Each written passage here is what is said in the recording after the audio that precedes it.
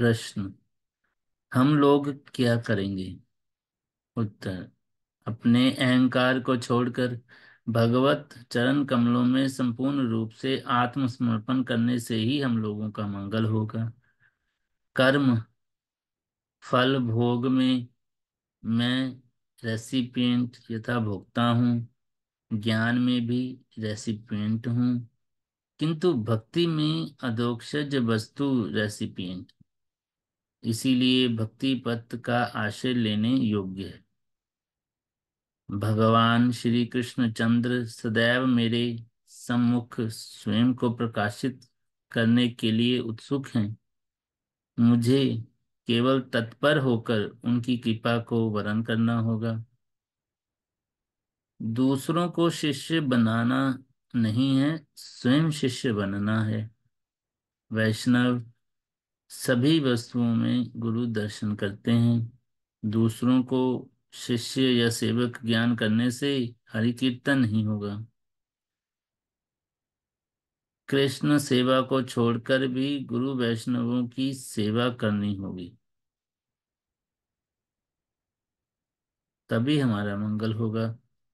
हम लोग अहंकार से कोई कार्य नहीं करेंगे या कोई बात नहीं कहेंगे।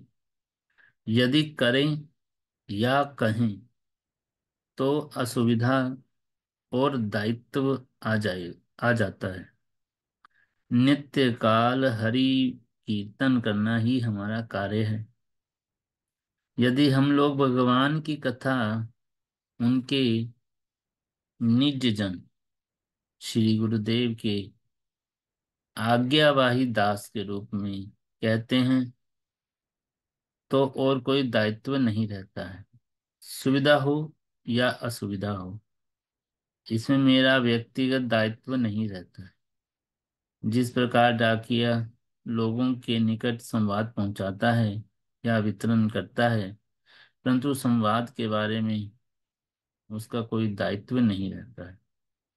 हमारी योग्यता रहे या ना रहे, हमें भरोसा है कि यदि हम श्री गुरुपाद पद्म की कथा कहेंगे तो हम असुविधा में नहीं पड़ेंगे।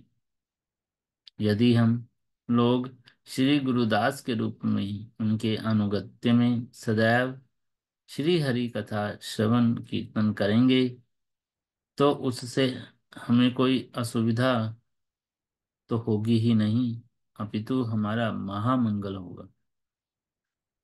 अपूर्ण वस्तु के संग और सेवा के द्वारा अमंगल होता है, और पूर्ण वस्तु के संग और सेवा के द्वारा हमारा मंगल होता है।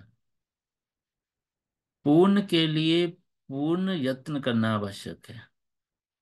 अपूर्ण के लिए दिन गंवाने से अपूर्ण वस्तु प्राप्त हुई। इसीलिए इस जगत में रहते समय जगत के समस्त जीवों का एकमात्र कर्तव्य है हरि कथा श्रवण करना।